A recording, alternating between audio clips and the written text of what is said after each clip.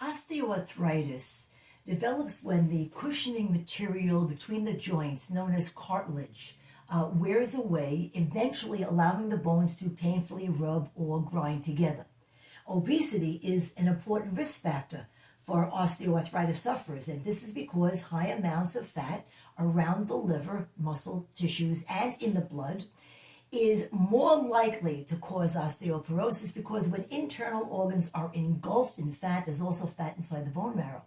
This affects the marrow's ability to produce osteoblasts, which are specialized cells that are in charge of bone formation. In time, the obese person's bones grow weaker, more likely to fracture when traumatized. And keep in mind, since bone marrow fat makes bones weak, a spine filled with fat is not as strong as one without.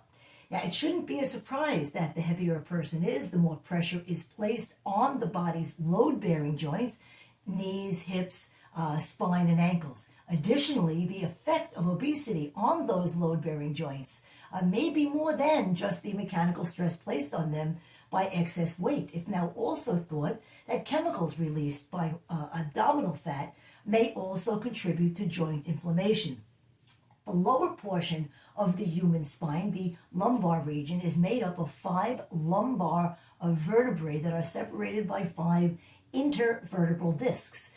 The discs stop the bones from grinding together.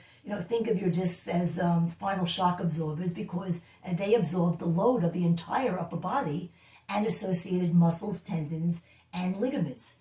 The discs also, of course, permit movement at the waist, as they act as pivot points and allow the lumbar spine to bend, rotate, and twist. And given modern day living and work practices, the lumbar region of the back is the most vulnerable area for pain problems. Poor posture, prolonged sitting at computers, and aging are all associated with low back pain. Excess weight exacerbates it by putting the vertebrae and discs under even greater pressure.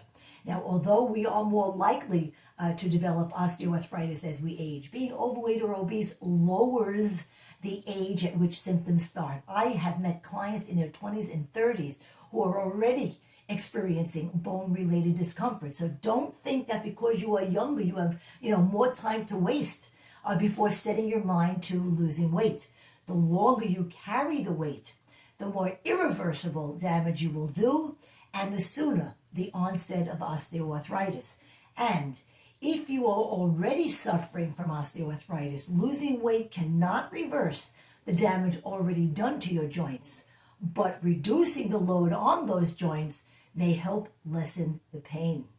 And that's today's Fat Chat. See you next time.